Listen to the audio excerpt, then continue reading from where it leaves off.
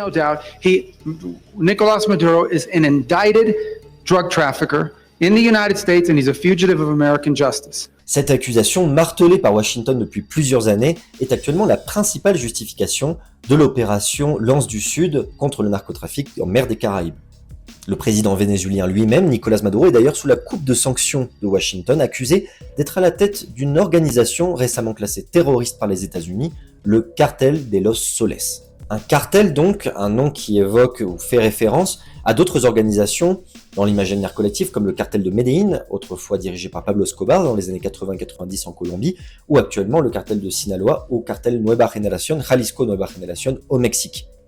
Pourtant, le caractère structuré et hiérarchique qu'on attend d'un cartel ne se retrouve pas dans ce qu'on appelle le cartel de los Soles. D'ailleurs, c'est une expression qui est née d'abord dans les médias journalistiques.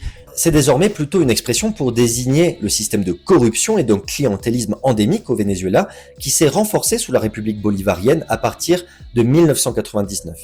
D'ailleurs, le Venezuela, pour rappel, est dirigé depuis 1999 par une idéologie qu'on appelle le chavisme, du nom de son premier président d'alors, Hugo Chavez, qui avait instauré la République bolivarienne, république qui se réclame d'une idéologie du socialisme et qui, notamment, a nationalisé certains secteurs clés, comme ceux, nous le verrons plus tard, du pétrole et des hydrocarbures.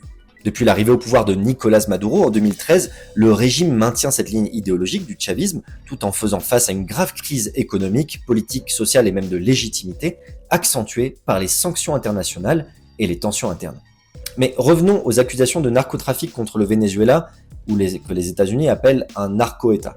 Depuis septembre 2025, les États-Unis mènent une série de frappes, surtout en mer des Caraïbes, mais également un peu dans le Pacifique, contre ce qu'ils appellent des narco-lanchas, avec au moins 30 bateaux attaqués et plus de 100 personnes tuées, incluant au moins un cas de double frappe pour tuer les survivants.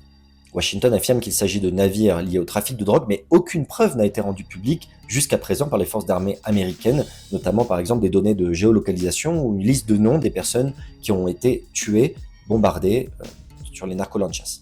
Des experts en droit international et même certains représentants des États-Unis dénoncent ici ces opérations comme des exécutions extrajudiciaires potentielles, pointant le manque de transparence et la possible violation du droit international, tandis que certains gouvernements alliés ont exprimé leur inquiétude face à l'absence de preuves concrètes.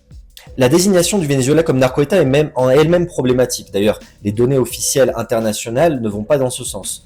Selon le rapport mondial sur les drogues de l'ONU, le Venezuela ne figure pas comme un producteur significatif de cocaïne à l'échelle mondiale, contrairement à la Colombie, qui concentre la majorité de la production et du trafic mondial.